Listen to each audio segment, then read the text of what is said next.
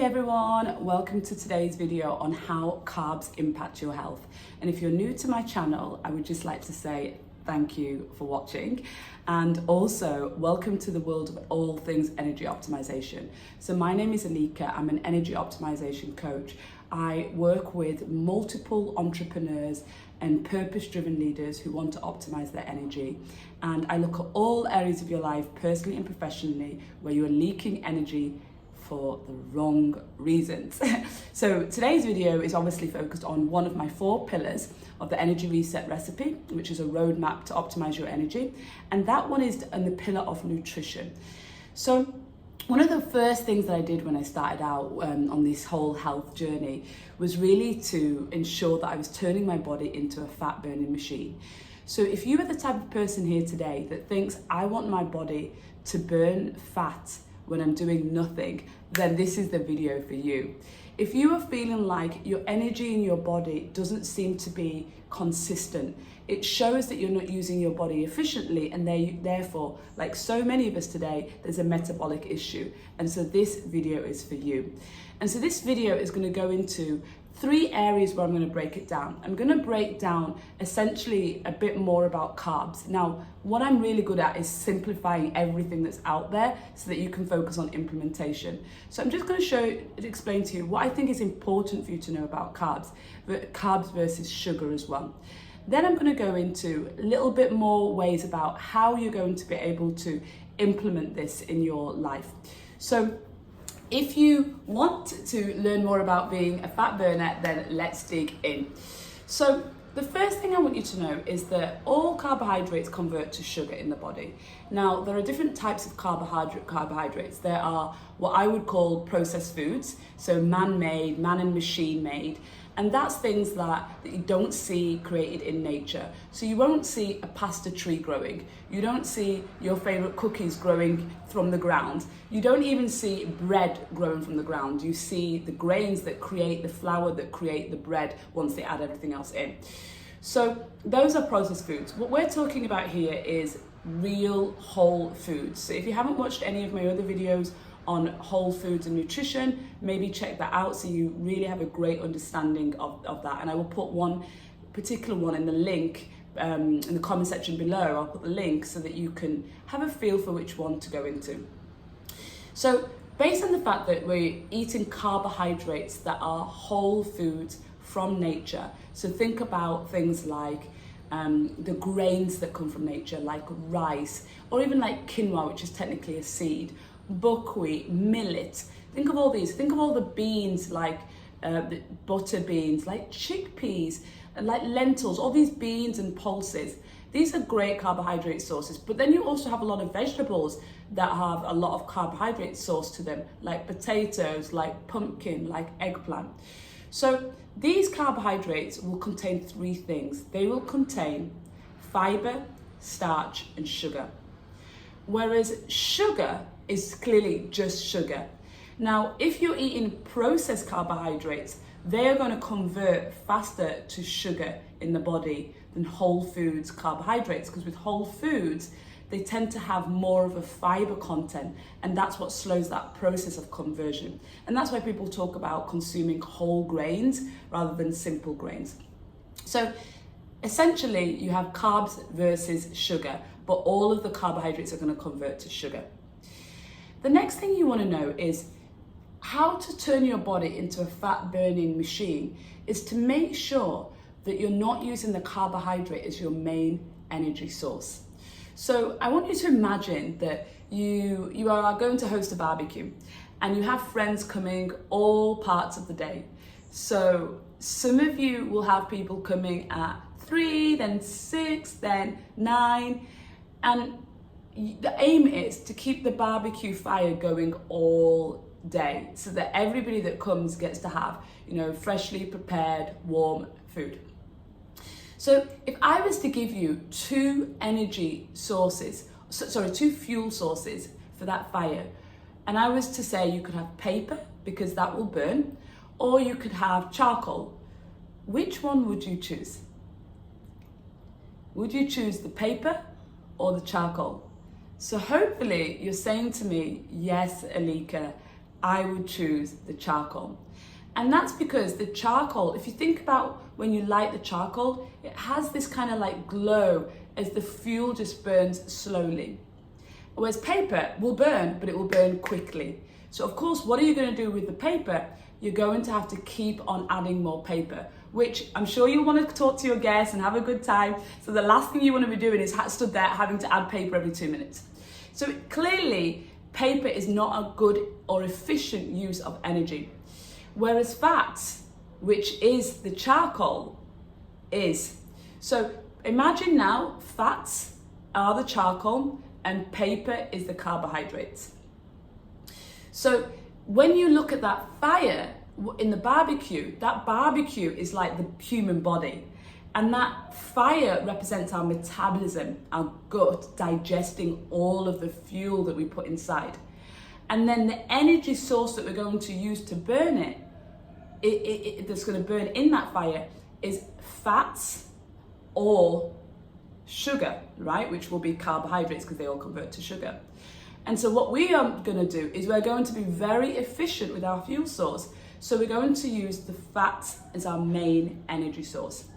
So let's move into the practicalities of what this would look like when you are creating a meal. So let's start with breakfast. So breakfast, which I like to refer to as breaking the fast, right? So again, a really beautiful way to turn your body into a fat burning machine. Breakfast is breaking the fast. So ideally you've been sleeping for on average 8 hours a night. So your body's got the deep restorative sleep that it requires to rest and repair. If that's the case, then your body has used all those nutrients that it needed overnight. And so if you imagine it's in a sponge-like state where the first thing you put into it is really going to repair and really going to restore any nutrients that the body needs. So the first thing I would say that is protein is going to be very, very important. So I would put protein at the top of my list on my plate. But then you're going to give this opportunity to give fuel to the body. And so that is where you get to choose fats as that main fuel source. And remember, breakfast is now the meal that's going to last you all day. So that's going to be like you start in the barbecue at the beginning of the day, and then that knowing that charcoal is going to last until everybody's finished at the end of the night. So that's why breakfast is important. The time that you have breakfast isn't important. If you break your fast at 8 o'clock, 9 o'clock, 10 o'clock, 11 o'clock, all of that is just about how long your fasting period is. And I will do a video around fasting and how I use fasting as a really great way to burn fat. But obviously, this is an opportunity here to push that timing back as much as you can by listening intuitively to your body on when is it hungry. It's a whole nother video as well. And then from there, we break the fast. So if I look at what that first meal is, nowadays, and I'm in Asia, raised in the West, and so I see in the West, it was toast, it was breakfast cereals, and then I look at Asia, and Asia has now moved towards a Western style of breakfast. So no longer is the rice and the main meals with vegetables, it's actually becoming more bread-like products.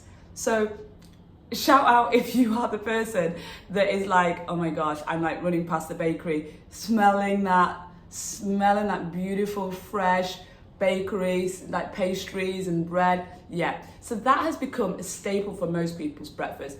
Obviously, we know that there are some parts of the world that are really famous like this, like the French with croissants. Italy is also an area where they tend to like a very light breakfast, but again, it tends to be more of a flour-based product. So when you look at all of these meals that are like flour-based, then what you are doing now is you are using sugar as the energy source. So you're taking the carbohydrates, which are going to convert to sugar, especially if it's the processed versions like the breads and the pastries, and you're using that. What we want to do is switch that out and go, let's not create the flour and the overly starchy foods as our main thing on the plate or the main part of the meal. Let's instead add fats, healthy fats. So what would that look like? It would look like Greek yogurt. It would look like an avocado. You would think about the oils that you use and make sure you're not using highly processed seed oils like sunflower and vegetable oil. And instead you might use coconut oil or ghee or olive oil to fry what? To fry your eggs, to fry your mushrooms and onions and garlic that you might want to put inside your omelette. And so we now start to create a plate that has protein first, right? Because that is going to restore all of the cells in our body after resting, after sleep. And then we go, okay, now let's give the energy that our body needs to fuel us through the day. And that is going to be the fat. And then you want to add in, of course, your micronutrients, which are your vegetables and your fruit, predominantly vegetables. And so here's where you get an opportunity to look for more starchy vegetables. That's why I love mushrooms for breakfast. I even love, and you'll see this on my website, Elika.co, I have a recipe that is roasted cinnamon pumpkin with hazelnuts that I absolutely love for breakfast. It's starchy. So you're still getting your carbohydrates, but you're getting it from a fuel source that has a higher amount of fiber, which vegetables are full of fiber. And it has a slower rate of conversion into sugars in the body. And then, bear in mind it is breakfast, if you want to still add some carbohydrates to that, like maybe you've got a really good whole grain sourdough bread that you use, like I love German or Austrian style, but for me being gluten-free, I make my own bread as well, which is predominantly a combination of seed flours. You might add that to it, and it's going to be a very small portion. But that's also because we're breaking the fast. So we know that first meal of the day has the most time to actually burn, and so therefore that energy to be used. Then let's move into the second meal of the day. So the second meal of the day, traditionally, like say your lunch, well, for a lot of people, so, you know, I think about the typical executive, the type of client that I serve that will grab a sandwich or have some catering in their meetings, and it's going to be wraps and it's going to be sandwiches, it might even be pizza. So again, what is the main fuel source here? Well, it's flour and sugar. So it's carbohydrates. So again, you're training your body to keep on needing to top up, top up, top up. So you're acting as the paper in the barbecue instead of the fat. Whereas if you can just switch that out and go, okay, hang on a minute, we always start on the plate with the protein, right? We always know that our body is going to need cellular repair and support to do that. So that's what the protein does. And then we go, okay, how do I add fats into that? So again, this could be the extra virgin olive oil that you drizzle on your salads or your meals. Your meals are probably going to be cooked in that. This is where you want to start thinking about, if you're eating out, where can you get that healthy fat? So I know for a lot of my clients, I ask them to add on extra protein or add on extra avocado to their salads if they have salads. I'm not a big fan of salads. I'd much rather eat a curry and have like a chicken curry or a meat curry, which again, there's going to be some natural fats in there from the animal products. So this may be where, you know, you have your protein source, and let's say if it's animal products, you're not going to be like squeamish over the fat on your meat. You're going to allow yourself to have a little bit of that. So whether that's the crackling on your pork, a little bit of, you know, drizzle of fat that goes through your sirloin steak, or you know, however you like it, you know, the fattier pieces of the chicken, so the thigh as opposed to the breast, this is where you're going to get those healthy fats in. And again, you know, you might want to have a little bit of a small dessert, but instead of having the sugar, maybe you're going to have a Greek yogurt with some blueberries or some nuts and seeds. And again, nuts provide a lot of healthy fat. Maybe you're going to use coconut milk for your warm drink, and that's going to give you those healthy fats. So this is where at lunchtime you can start really making sure that you've got those healthy fats.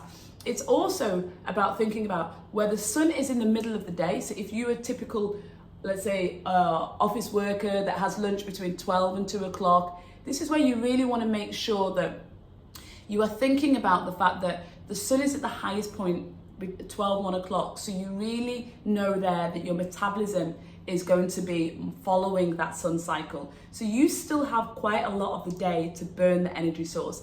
So if you have a lot of things happening in the evening, especially if you have after work drinks or evening events or dinners in the evening where you know you could be a little bit off diet, that's where you want to make sure that you do give yourself that extra fuel. So you might add in the whole food carbohydrates, so the starchy vegetables, or you might add in the sweet potato, or the little bit of grains or seeds like the quinoa or the brown rice or the white rice, if that's your thing as well. You might add that in, knowing that later on you are going to be more tempted to have those carbohydrates and those sugars, especially if you're drinking alcohol. So if you're not, and you've got a very quiet evening, like you're just going home from work, you're finishing and you don't have any plans in the evening just to chill and relax, then ask yourself, do you really need to be topping up with an extra energy source of carbohydrates at lunchtime? So as we move now into the evening, we've got our evening meal, and if you followed that plan, then you probably don't need much, if anything, in the evening, because you've been fueling yourself correctly with long sustaining energy source from the fats, and if you required the carbohydrates at either breakfast or lunch.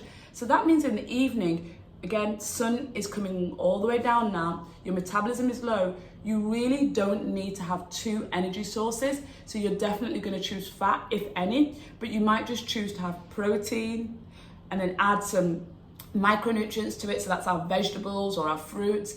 But again, you might just choose vegetables and have a little bit of starchy vegetables. So keeping it very light so that your body is using the leftover energy or fuel that you've put in as its energy source, and really allowing you to then tap into your fat, your natural fat that's held in your body, as its fuel source, rather than constantly be filled with carbohydrates, which will obviously burn those first before it gets into the fat stores, because it's a simple, straightforward, direct energy source.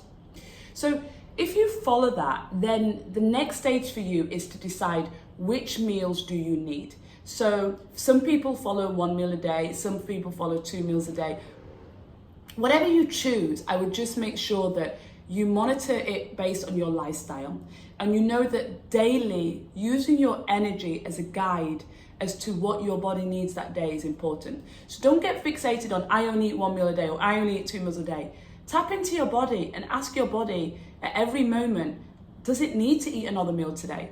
Bearing in mind that the human body is designed for fast and famine. So we went long periods of time without food.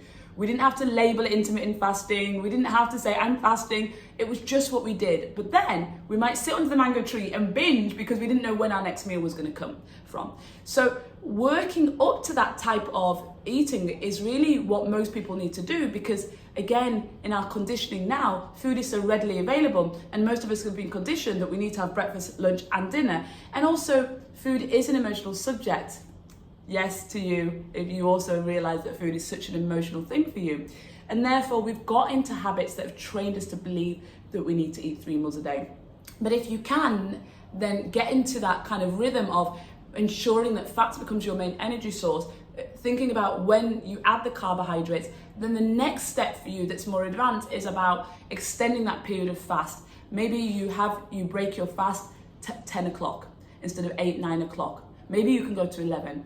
But say for most people, I think they get to 10 o'clock quite easily. Then that evening meal, you know that the sun is going to be setting. So again, depending on where you live, the sun's going to set at different times. But after that sun sets, you know your metabolism is going to be at its lowest. So your body's ability to burn that excess energy is going to be the lowest. So maybe you're going to bring that dinner time earlier, and you're going to do that maybe 6 o'clock, maybe even 5 o'clock. So if you can do 10 till 6, that gives you an 8-hour window and a 16-hour fasting period, which is brilliant. And again, like I always say with everything, apply your 80-20 principles to this. So if you can do this 80% of the time, you're good. And allow yourself the nuances of life, 20%, to not be following that, and just know that everything's going to work out.